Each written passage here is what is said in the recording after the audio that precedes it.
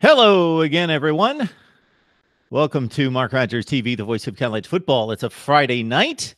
We expected at this point to be watching one of the top 15 teams in the country, TCU, going to SMU to take on the Mustangs, a team that they play on a fairly regular basis in the non-conference schedule as a tune-up of sorts for the big Ohio State TCU showdown coming up next Saturday night.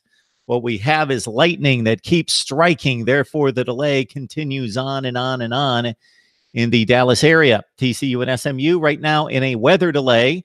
And you have joined Mark Rogers TV, the voice of college football. And if you have yet to check out the videos, please do. If you have yet to check out the channel, please do that as well. If you're coming across my channel for the very first time, my name's Mark Rogers, and we talk college football like no one else. So there are many hosts out there, analysts, commentators that do an exceptional job, that are funny, witty, strange, odd, insightful, thoughtful, all those good things. You will find the best discussion, debate, and analysis of college football right here for the hardcore fan, for the smart fan, that is you. If you have yet to subscribe, maybe you've checked out the channel many times. Maybe you've been watching. I hear this all the time. Been watching for months or years, but have yet to subscribe. Please subscribe. If it drives you nuts to get notifications, then please subscribe to my channel. Shut off the notifications. But by subscribing to Mark Rogers TV, the voice of college football, believe me, you help our cause in a considerable way and will eventually allow us to do more and more and more as we build a bigger platform, and I can devote more time to my labor of love here, the voice of college football. So again, it is Mark Rogers TV, the voice of college football. Please subscribe, like the videos, even if you don't agree with me. So I'm going to many times throw out analysis and my take on college football, on the issues that we see day to day, the games, the predictions, the forecasts, the rankings of coaches and players and teams. You're not necessarily going to know or like what my analysis is, my perspective, my take. But if you believe that we're doing a quality job, then I would appreciate the like or even the dislike. Whatever the engagement, please join the live chat. Comment to the videos. We had an array of prediction videos leading up to the season in which we knocked out all the Power 5 previews and predictions for every team leading up to the season. And in particular there, I was asking for your prediction, your take, and I invite you to make your thoughts and your comments known as well, because the name Voice of College Football, of course, includes my voice. You're going to hear my voice all the time, but it very importantly includes your voice as well. For those of you who are hardcore watchers and viewers and supporters of my channel, thank you so much. You can definitely attest to me providing a voice for the viewers, for the fans, for the people that support my channel. I give you a voice, and of course, we've got the voice of the best bloggers, broadcasters, and writers in the nation who come on a regular basis. So what that means over the past few days is following up the big Virginia Tech Florida State game. We got a post-game reaction from Virginia Tech and Florida State from James Coleman from Gridiron Now on the Florida State side, as Willie Taggart's offense looked miserable in only posting 3 points against Virginia Tech at home on opening night. And Mike McDaniel from ESPN Blacksburg on the Virginia Tech take. We set you up last night with Georgia, South Carolina, which many would argue would be the biggest game of week 2. Georgia, South Carolina from both perspectives. For the Gamecocks, Will Gunter from 107.5 The Game and Savannah Lee Richardson from Bulldog Illustrated. Of course, we talked to USC and Stanford. We had 2 new USC contributors. For many of you who love USC football, who are all about We Are SC, you know that through the years, I have provided a ton of USC content.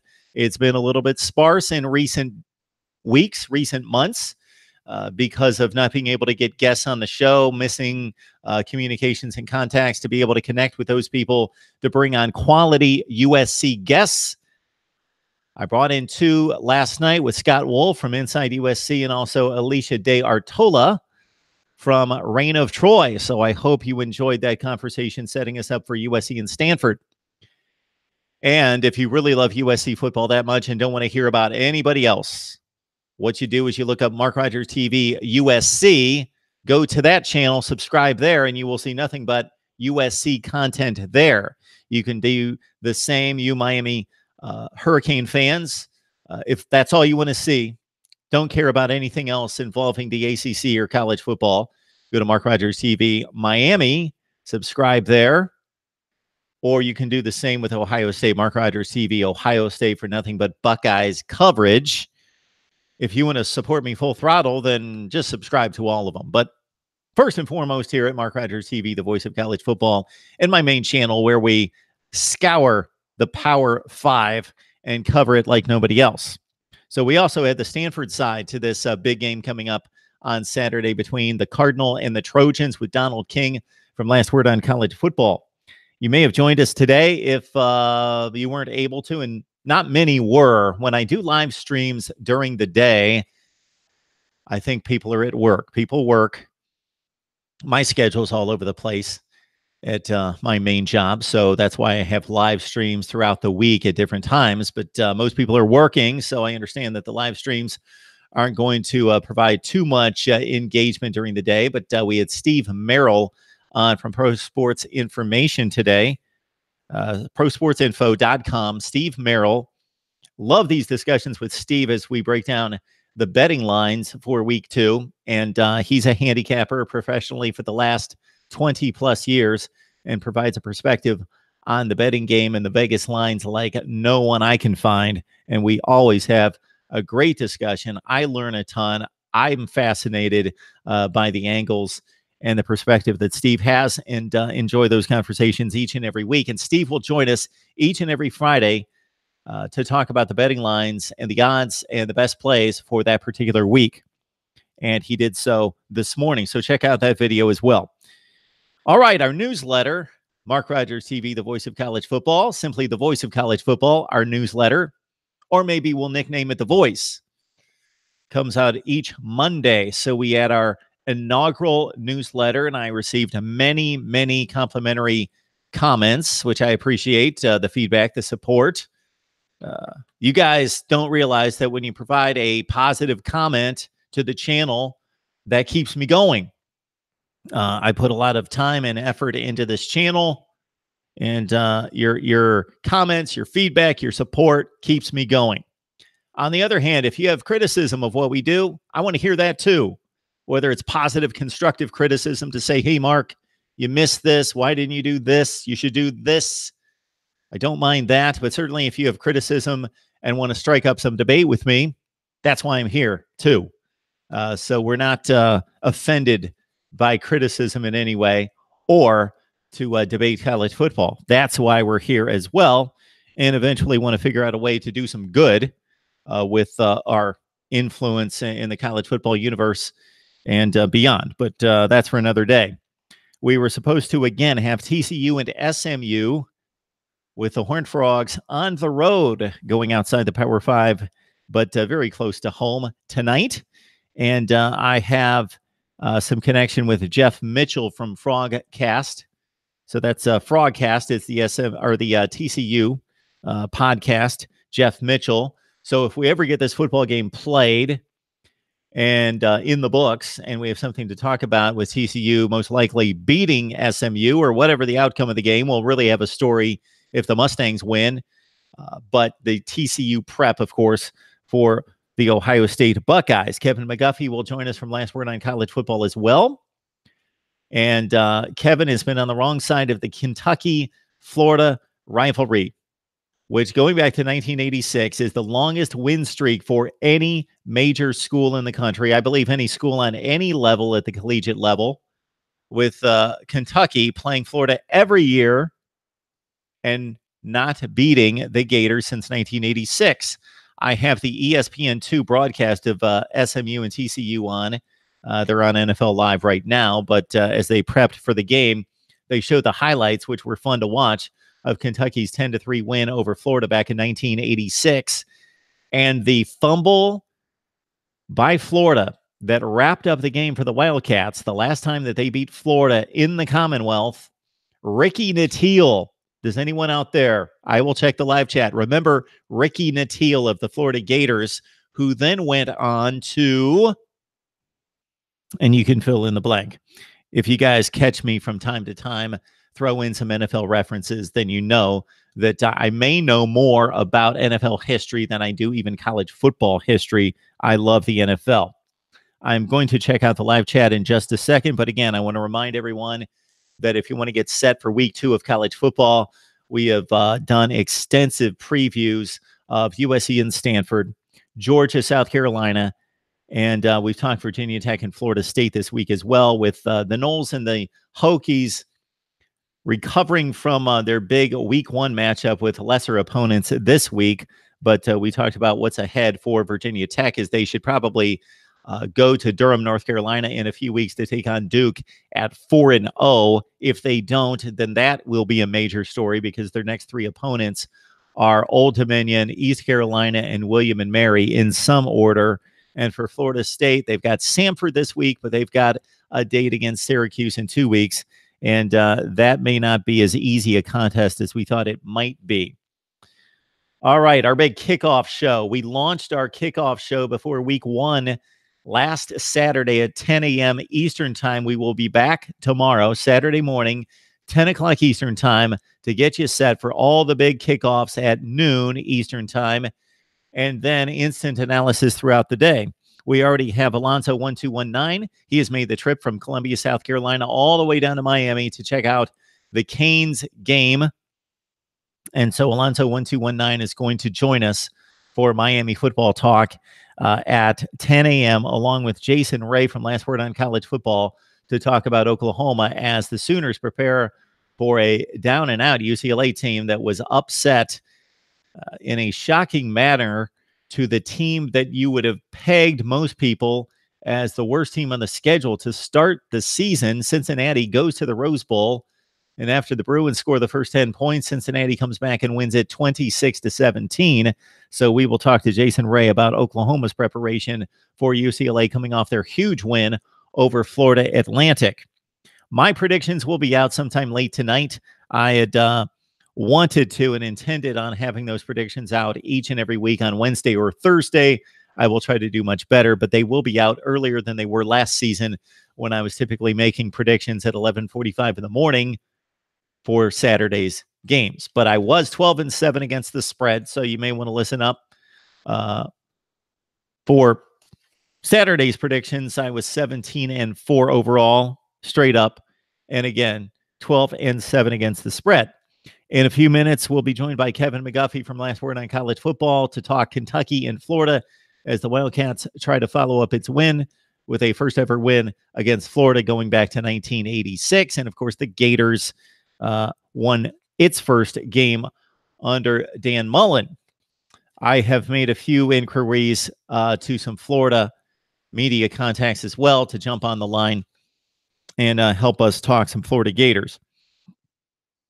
The number I will put in the live chat in just a second for call-in is 860-325-3687. I will be taking calls until Kevin McGuffey from Last Word on College Football joins us to talk Florida and Kentucky from Gainesville. 860-325-3687. I'm going to jump on the live chat to answer anything that you guys have posted. And again, we'll put up the call-in number.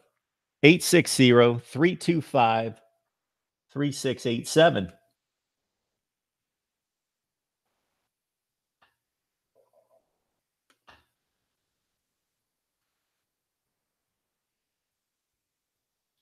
There you go. Let's see what we've got. Who is on the line? Cashboy D, good to see you. Big Poppy JT, it's been a while. Yes, you can call in. All right, we got a call. Good to see. Give me just a second. Hit my phone on the charger. Okay, here we go. Start the call or to decline. The call will start at the beep. All right, it's MarkRogersTV, the voice of college football. Who's on the line? What's up, Mark? It's Big Pop Poppy JT here. Big Poppy JT right off the bat. So I see that you jumped in the chat right away and boom, asked the question if you can call, and you were right on it. Good to hear from you. Good to hear from you too. Like, I just want to vent my frustration with Mark because I'm a diehard Miami fan. Absolutely. And, like, I'm 16 years old, and I became a Miami fan when I was 8. Became a Miami fan. Started loving the Hurricanes from using them from the NCAA football game, and ever since then, my love for them has just taken off. And I feel this is our best team that we have had since 03, 04. Maybe the 03 team, but I don't know. Because when you look at this roster up and down, I believe that we have all of our starters from last year in the secondary. They're all back. We still have all 3 of our starting linebackers, Pickney, Quarterman, all of those guys have been started since their freshman year. The defensive line was we took some blows when it came to the defensive line, but I still like the core that we have this year. And on the offense, like our skill position, I think we have the most underrated skill position group in the country with Jeff Thomas, Luke Cager, who is projected to be a 4th, 5th round pick, could be higher.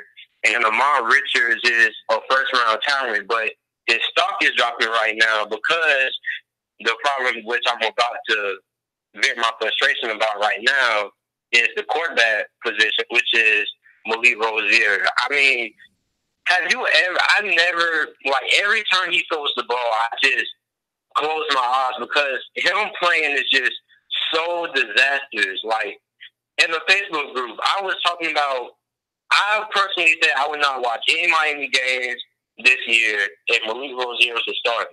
And all these Miami fans told me it's a reason why Mark Richt named him the starter. You have to trust Mark Richt's decisions. So I changed my mind. I was like, okay, maybe Malik Rozier has to prove because Katy Perry is pretty good. Jared Williams is pretty good. So my mind kind of changed. So the first series, I believe he started out 7 or 9. He was looking pretty sharp. So I was like, okay.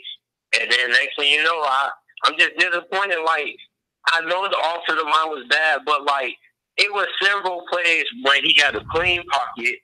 It couldn't hit nobody. Jared Thomas had, like, 114 yards. He should have had, like, 200. But Malik Rozier cannot hit the guy. Malik Rozier's best pass was a slant pass to Amon Richards, which went for 9 yards. The dude is so disastrous. And the sad thing is, Mark, that you know what Mark Richt is going to do? He's going to start Malik Rozier for these next 4 games. We play Savannah State tomorrow. I don't know who we play next week, but I know the week after we play Toledo and we play UNC. The sad thing is Malik Rozier is going to do good against those 4 schools because they're really cupcakes. I mean, UNC isn't a cupcake, but you might as well consider them a cupcake because they still don't really look that good. And Malik Rozier is going to do good, but these are teams that you're supposed to do good against. He's going to struggle against FSU, and we will win the game against FSU, but barely.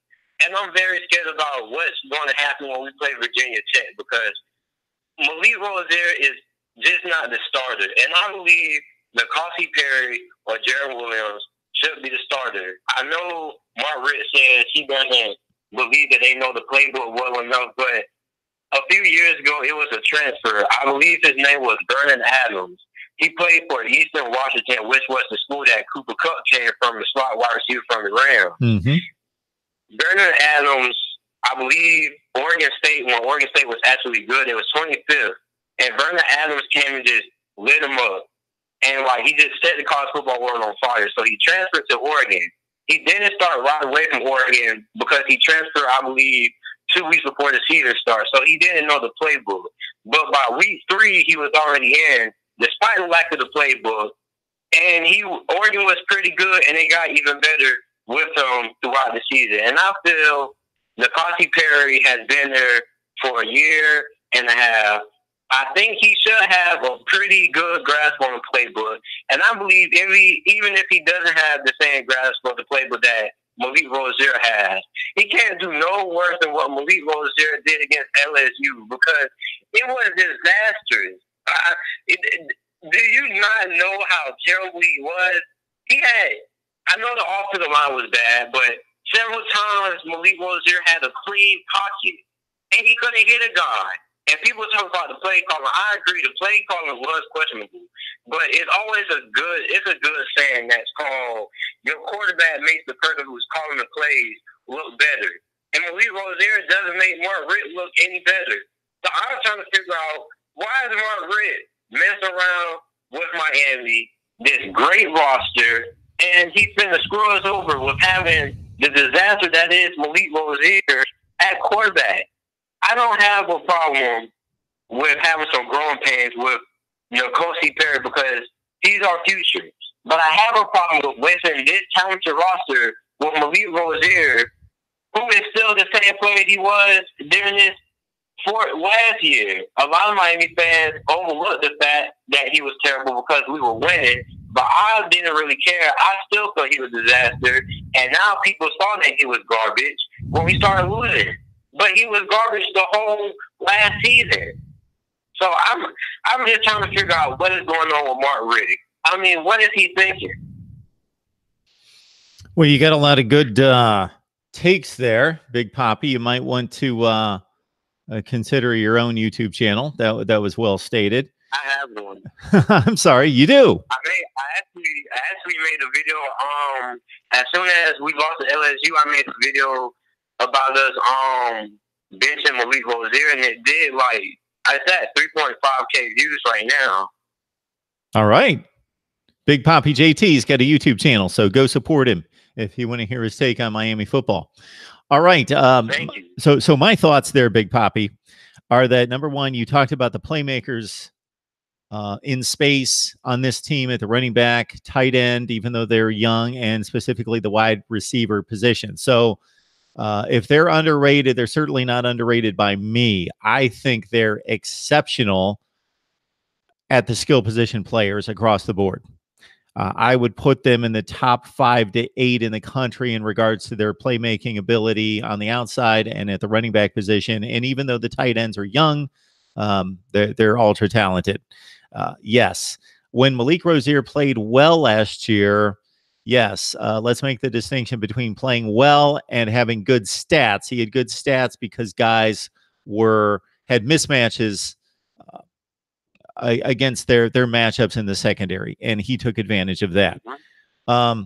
So I stated a number of times during the offseason that the likelihood of a senior quarterback who played 1 or 2 games as a sophomore, one particular start against Duke that was a decently played game, nothing great, but nothing horrible, and then played 13 consecutive games in which he regressed the last 3 to 4 games. He completed 45% of his passes, threw 7 touchdowns against 4 picks. And if you watch the games, and of course you did, I did as well, watch the final 4 or 5 games, every snap, he did not play well. So it's difficult to imagine that a quarterback is going to improve that has 15 or 16 games under his belt is going to improve his senior season.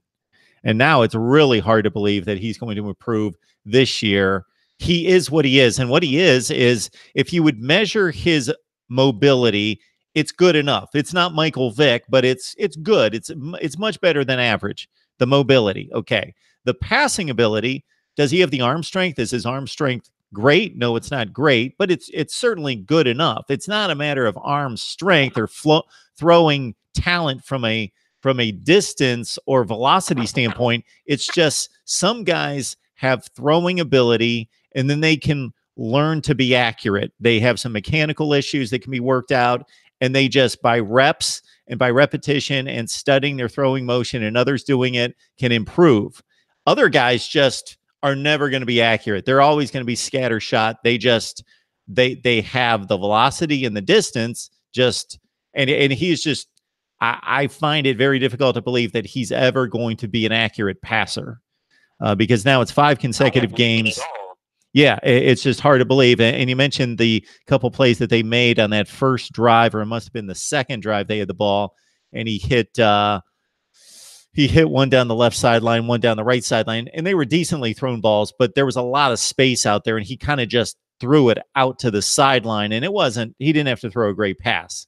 And he missed some guys that were open. And you mentioned Jeff Chalmers, who practically, I think, broke his back in half, leaping for the ball and twisting over his head, trying to reach for a pass that he could barely get his fingertips on when he was wide open on one particular play. It is kind of painful to watch. And you would think, okay, the only defense I'm going to have for Mark Richt, okay, I'm going to make 2 plays on what he's thinking. I think originally he was thinking Malik Rozier or Rocher, gave us this last year. We know what he is, and none of us would know through spring workouts and all those practices and summer workouts, individual workouts, and then into the fall practices in August, how much he improved. We would have no idea based on except anything that we saw in the spring game. So we could trust Mark Richt to say, hey, he's improved this much and he gives us the best chance to win. Now, this N'Kosi Perry suspension for game 1, obvious. We don't know what happened there exactly. I think there's some rumors out there what happened, but we don't know exactly what happened, whether this was like a one-time incident. And I talked to Cam Underwood about this the other day, whether this was, okay, he did something wrong on July 10th, and that was a bad thing to do, and there needs to be some ramification, or this was kind of a issue of him constantly just doing things he shouldn't be doing, and none of them really crossed the line, but seemed like it was a collection of things. So maybe Mark Richt made the choice that this isn't the guy to lead our team because he just doesn't seem like he's mature enough to get the job done. But you would think, and to your point, I would rather limit the playbook from 100% to 60 or 70%.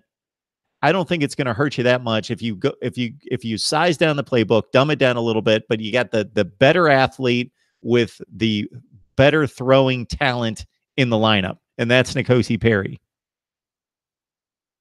Exactly. And like Jaron Williams, a lot of people say that Jaron Williams, he's not athletic as N'Kosi Perry is. He's like Malik Rozier athletically, but throwing the ball, they say he's the most polished passer. And I wouldn't have no problem throwing him in the game because anything is better than Malik Rozier at this point. And I have one more question to ask you after we get done with Miami. Okay. Fire away. I want to ask you about Washington. Like, I noticed this with Washington. Like, Washington, they dominate the Pac-12, right? But then when they play against another Power 5 school like Alabama or Auburn, like, it's like a totally different team up front. Like, they just get, like, manhandled up front against these defenses like Alabama and Auburn. And I just don't understand why. Because they have the talent. I just can't see why they just get manhandled up front. Like, I know the game was close, but, like, when you look at the defensive line and the offensive line plays, Auburn was obviously dominating them. And I just don't understand why Washington does this. They dominate all the Pac-12 teams in almost every position. USC might be the closest gap, but other than that, it's just them and USC, and then it's everybody in the Pac-12. And I don't understand why when they leave outside the Pac-12 and play another Power 5 school, they get dominated up front. So that was the one game over the weekend that I for sure wanted to see every snap. Auburn, Washington. I was intrigued to see whether, just exactly how that game would go. And I think based on, and I watched a ton of football between Thursday and Monday, that that was the hardest played, hardest hitting game that I saw. That those two teams got after it. They played extremely hard, and a lot was left on that field by both teams. Okay, so yeah, if we kind of take your narrative of going over the last few seasons, of course, Washington in 2016, the first year that they were a contender, that Chris Peterson got them to that level because they were 8-6 his first year. In 2016, they looked the part in the Pac-12. They did lose to USC by 2 touchdowns at home, and they were a questionable selection to get into the college football playoff. If you're just looking at, let's try to select the 4 best teams, I don't think that they were one of the 4 best teams in 2016, but they won the Pac-12. They only had 1 loss, but they played nobody out of conference. Their best game was Rutgers, and Rutgers was like 10 times worse than even they are right now. They were that bad. They were arguably one of the worst 2 or 3 teams in the country in Power 5 play. So Washington didn't really prove anything against anyone good in 2016. Even the Pac-12 championship game was against a Colorado team that we can see now in hindsight was a complete fluke. It was an aberration, and Colorado went in the Alamo Bowl and got completely annihilated by Oklahoma State. So they didn't prove anything against anyone. Probably the best win they had that year would have been Stanford. A Stanford team that, let's see, 2016 went and won the Sun Bowl against North Carolina. It was a decent Stanford team, but that was by far their only quality win. Then they go play Alabama, and the Alabama game was intriguing in that I had full confidence Alabama was going to win that game because they were just so loaded and ready to go. And obviously they only lost the national title game in the final seconds. But Washington was up to it defensively. They played really well defensively in that game. If you remember their defense, and they had an NFL secondary in particular, a ton of players that moved on to the NFL from that secondary. They were really good in the secondary, just strong defensive play. They only lost 24-7, and one of those was a pick 6 by Alabama. But the offensive line could not handle Alabama's front 7. Jake Browning didn't have a chance. They couldn't run the ball, couldn't do anything. After Washington took it down the field for the first touchdown, nothing. And we saw much of that against Auburn. I would consider Auburn to have a top 5 defensive front in the country. They have a great defensive line, and that proved to be the difference in the game. Otherwise, Washington and Auburn, that was an even game. If they play 10 times, they probably split. So it's not like they went out to Atlanta and lost 41-10 to Auburn. And then the other game that we could bring up against a power team, one of the best teams in the country in the last 3 years, would be out of conference, would be the Penn State game in the Fiesta Bowl. And that was a different kind of game in which neither team, or at least Penn State, didn't have a great defense, but had all the weapons on offense and clearly was a little bit better, not significantly better, but they were decidedly the better team and won by a touchdown against Washington. So it's just my thought that really we have one of the top 10 or 12 teams in the country in Washington, but they just the recruiting has been raised considerably by Chris Peterson, but not to that degree to stand toe-to-toe with, well, they did with Auburn, but not 2 years ago with Alabama. I just don't think they're quite in that upper tier, that very elite top 4 range. I agree. But they're really good. And before you let me go on call, I just wanted to call my upset. Tiny Florida Gator fans at school, they played a Charleston Southern. I never heard of them. These Florida Gator fans think they're going to win the national championship. But I'm trying to tell people, Tennessee, despite Tennessee losing to Virginia like how they did, I think this Tennessee team can smack Florida in the mouth, and tomorrow Kentucky will smack Florida in the mouth and humble these Florida fans because they need it. I don't know how you expect to go from 4 states to a national championship contender. All right, Big Poppy. So, Big Poppy JT jumping on the line. He's got a YouTube channel, so please subscribe to that, Talking Miami Football. And he is predicting this, if I've got this straight, and this is a perfect segue to our guest tonight, is that Kentucky is going to end this streak, and they're going to pull off the upset at Florida. Yep. Okay. Didn't they almost do it last year because of? They've almost done it a few times. Yes, recently. Yes, that last year they basically blew the game on the last drive. Yes, it was a very close game. Yep, I'm calling it. So thanks for having me on. I was very looking forward to talking with you. Me as well, Big Poppy. Thanks so much for your support. I appreciate it. You have a good night. You too.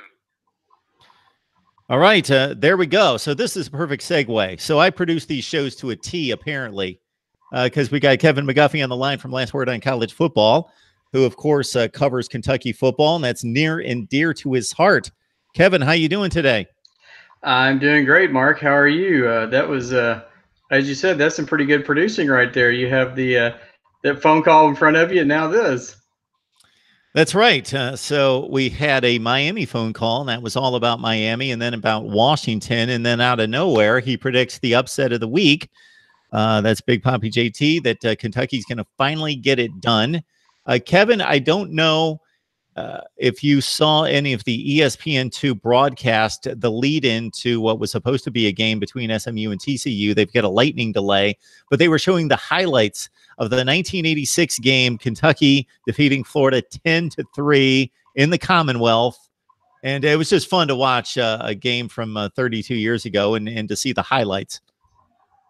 No, I didn't. I've been out a lot of the evening, but I will say this: I was at that game in '86 when Kentucky last beat Florida. I was there. My dad and I, throughout the '80s, had season tickets for UK football, and we were there. We saw it happen. So yeah, like I said, I didn't get to see that, but I would would like to though. That's pretty cool.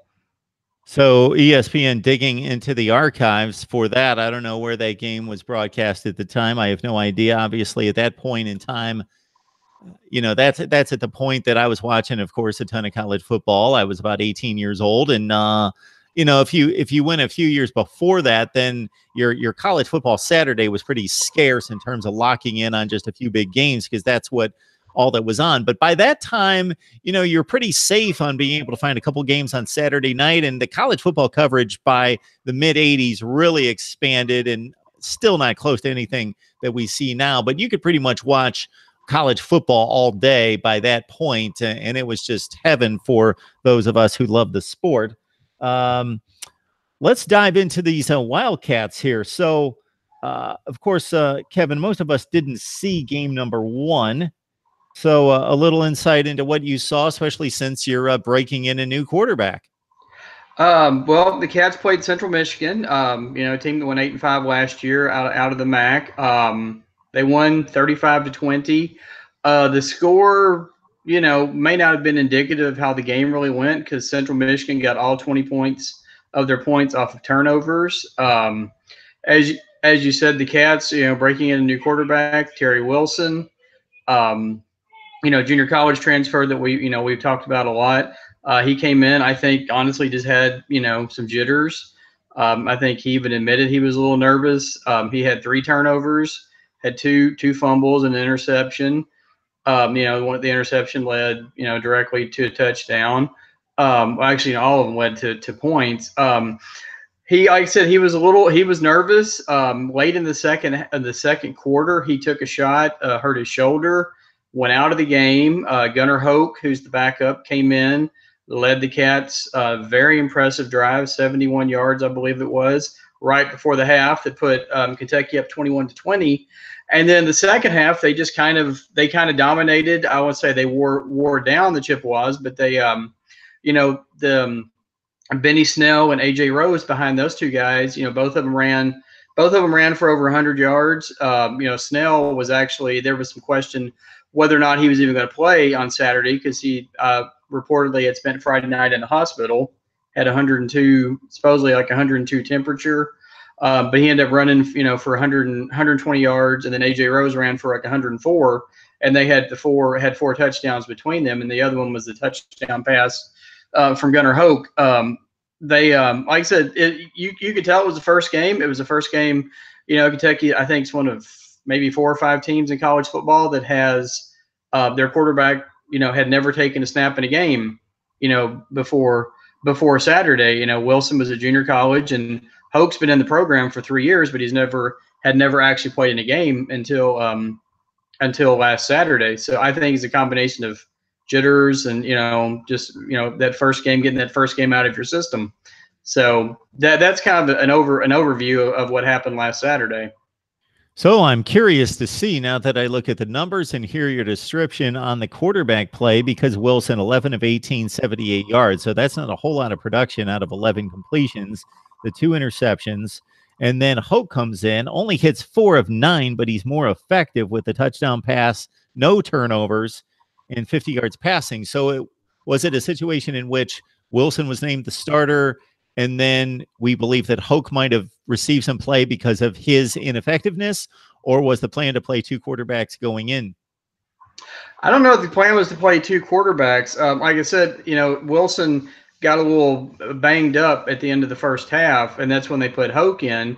And then Hoke went out and started the second half, and they went out like 2 3 and outs, and then they brought Wilson back in, and then he finished the game. I think going forward, I believe that the coaching staff really just wants to play the one quarterback. I think they want to go with Wilson. There's obviously something, a lot of things that have impressed the coaching staff throughout the spring and summer, so that he was named the starter.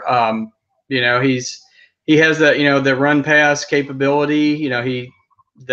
Kentucky, Steven Johnson did it some, but Kentucky's not really had that kind of quarterback. And who knows how long. You go back like 25 years to Pookie Jones back in the early to mid 90s.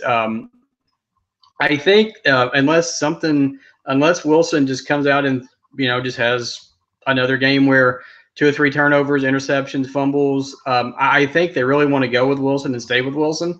But sometimes things change. Things change during the course of the game, and you could very well see Hope. But I haven't heard anything that leads me to believe that they're going to play Wilson for a few series and then throw Hoke out there, that kind of thing, where they're both kind of just looking over their shoulder, like, okay, are we coming out now, or do we get to stay in the game? So, Kevin, we talked prior to the season opener, sometime in August, when we previewed the Cats with you, about the wide receiver core and not a lot of great playmakers coming back to the lineup this year. I see that you've got David Bouvier caught 48 yards worth of passes on 3 catches. Dorian Baker had a catch for 21 yards. Obviously, the ineffectiveness of the quarterbacks and just the limiting of the passing, not just ineffectiveness, but going to the ground game, and Benny Snell doing what he typically does in the second half with a 2 or 3 score lead, proved to filter into the game plan as well. But did you see any glimpses of hope in regards to seeing the kind of playmakers you'll need against the likes of Florida and some other teams? That's a good question, because as you said, you only have the one game to base it on, and the passing attack was not that strong. A guy that we've talked about ad nauseum, I would say, Lynn Bowden. The Cats are still waiting for that that breakout game. They targeted him a few times during the game, but just they didn't throw a lot of the deep balls. They did those 5 to 10, that kind of short passing. I think more trying to build confidence. Now me as a a Kentucky person, I would just love to see them first or second play of the game, just haul off and throw a 60-yard bomb to Bowden, Taven Richardson, Dorian Baker, one of those guys, and just see what happens, because Wilson is supposed to be able to throw the ball 60, 65 yards in the air. Like I said, I think right now they're going to be more run oriented. I think when you have somebody with Benny Snell's capabilities, I think you have to.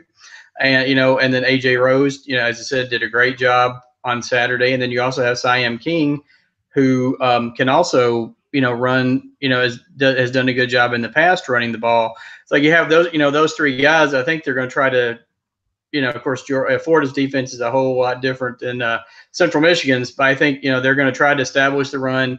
I think for Kentucky to have a chance, I think Snell has to have a career game tomorrow. I think 150 plus yards, 2 or 3 touchdowns. I think Kentucky's got to control the ball on the ground. But like I said, going back to the wide receivers, I think it's just that learning process, and a tough. Let's face it, going to the Swamp for your first road game is not exactly the schedule makers didn't do them any favors on that one. But I think as the season goes on, I think as Wilson gets more comfortable in the system, I think you'll see the wide receivers start to make more plays. And then you can't forget about, C.J. Conrad, the great tight end that Kentucky has, but they just can never seem to find, a way to get him the ball. He'll have one game with 3 touchdowns, and then he'll go 2 games without a catch. And it's the most, for as a Kentucky fan, it's the most frustrating thing ever. That is like, you have this guy, is like, get him the ball, because last year he and Steven Johnson can never get on the same page, and then he really wasn't a big part of the offense this past Saturday, other than blocking. So Bowden caught 5 passes for 17 yards. So in not watching the game, I've got to think they were slipping him a lot of screen passes or something, but he wasn't making a whole lot of plays in the open field, and they weren't throwing the ball down the field to him. He'll set an all-time record if he keeps up that pace of 3.4 yards per catch for a wide receiver. But let's see, we've got Conrad. He only had 3 catches for 8 yards, so they weren't getting him the ball down the field either. No, there was a lot of like 5-yard passes out in the flat. That was one of the the interceptions. I think it was on a pass to Bowden, like in the left flat, went out to throw it, and I think it was. I think everyone in the stadium would say, "Oh, this is going to get picked off," and sure enough, it was. So, like I said, it's just a lot of those 5 to 10 yard, 5 to 10 yard plays. Like you throw the 5-yard pass, and then you hope your receiver can make.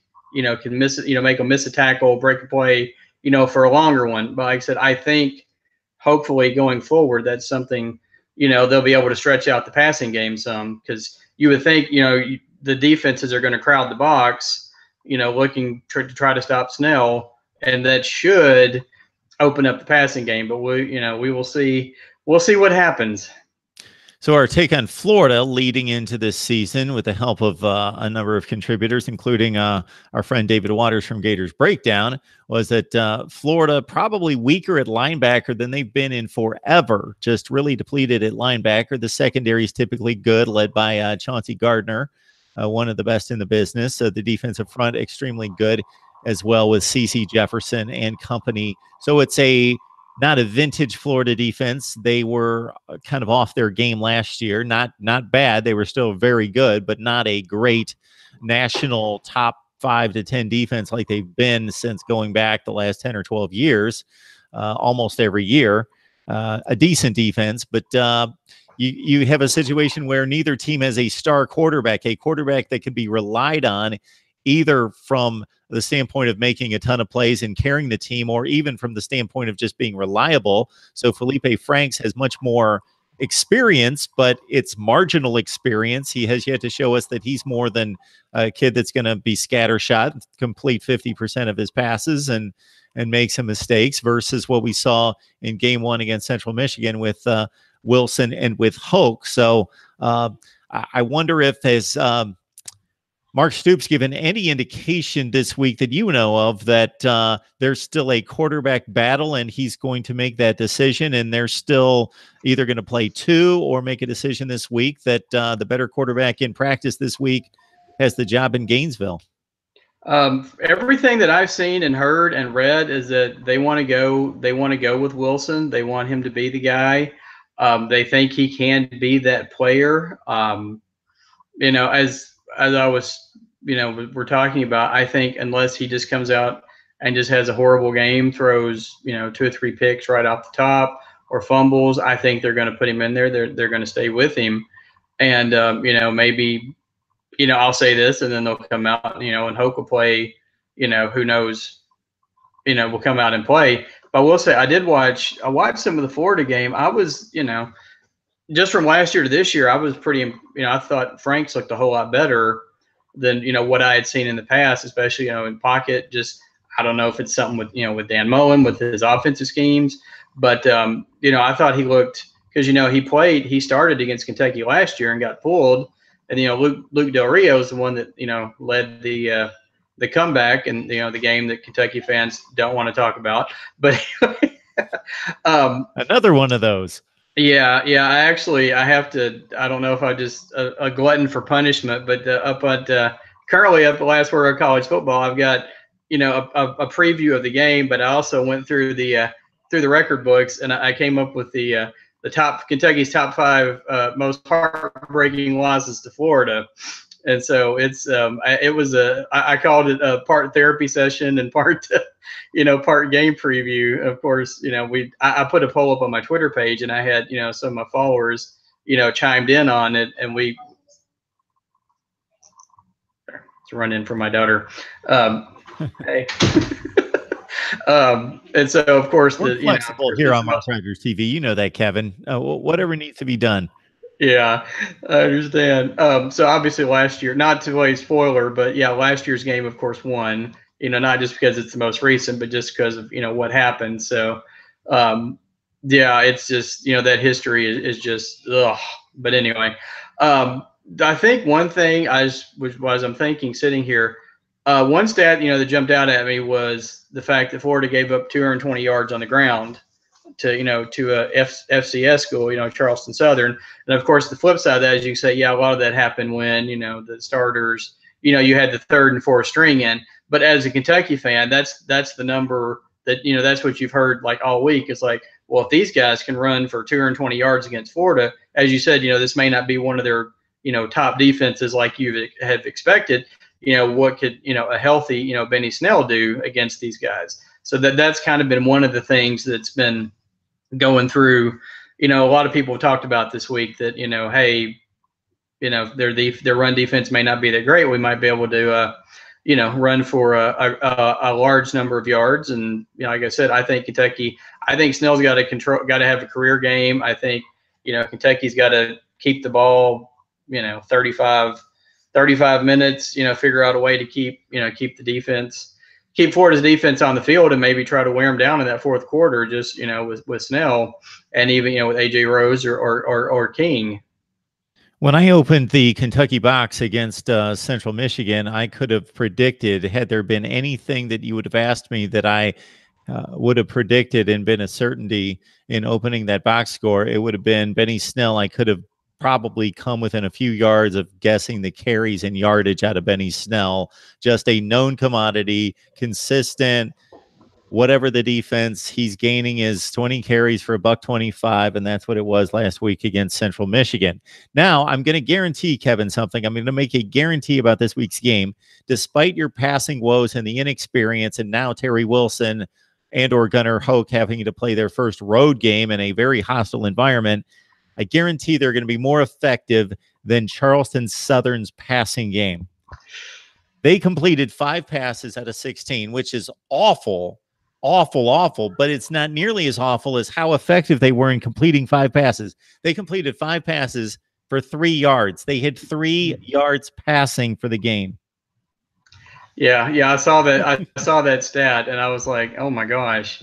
But yeah, I will go with you on that. I think I said I think maybe they got Wilson got some of the jitters out. The coaching staff this week, Stoops and Eddie Grand, the offensive coordinator, quarterbacks coach Darren Henshaw, said they may try to simplify the playbook a little bit this week. Maybe they were trying to do too much for a first game. See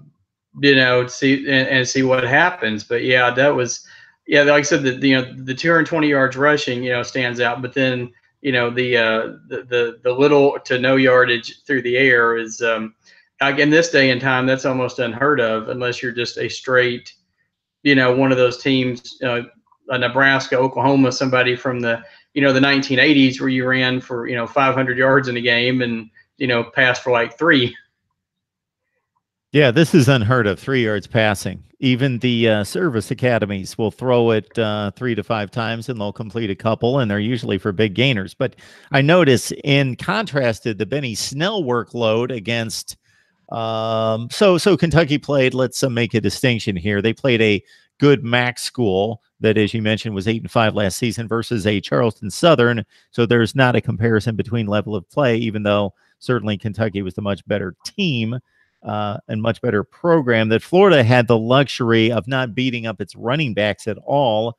So they played, they gave carries to 10 players and 2 of them quarterbacks. So 8 players at running back / wide receiver. Now the big guys are, of course, Malik Davis.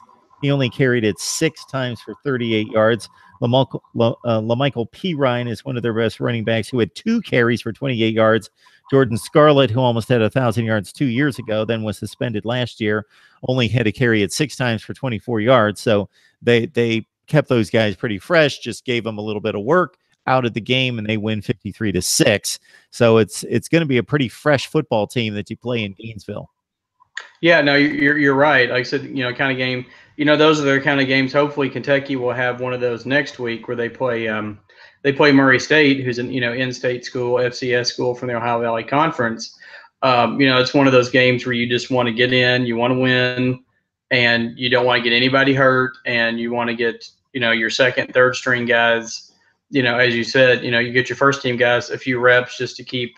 Just to get in the in the game flow, and then you let everybody else kind of play, and just as you said, you don't want anybody hurt, kind of thing. So, but yeah, I'm going to be curious. One of the things the UK, especially the linebackers, going against the Florida, the Florida running game. One of the things that Kentucky's done this year, they moved Josh Allen to the other side of the ball in hopes of getting more pressure on the quarterback, and it worked.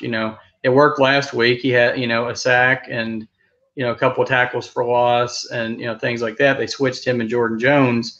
And, between those guys and then, Cash Daniel, who's a new, he's a newcomer on the field. He's been with the program for a while. He's a local kid out of Paintsville, is replacing Courtney Love, that middle linebacker position. That's one of the places, that I'm going to be watching, kind of with a lot of interest to see how the linebacker core for the Cats go up against the Florida, against the Florida run game.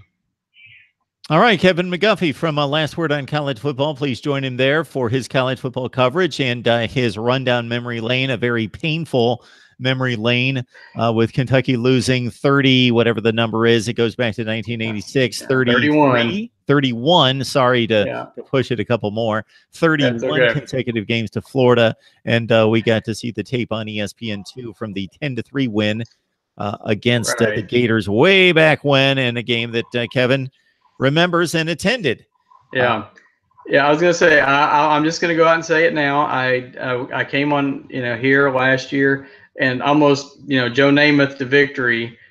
Said this was the year Kentucky was going to do it, and then of course we had the epic meltdown, not covering the wide receiver twice in the game, giving up touchdowns. So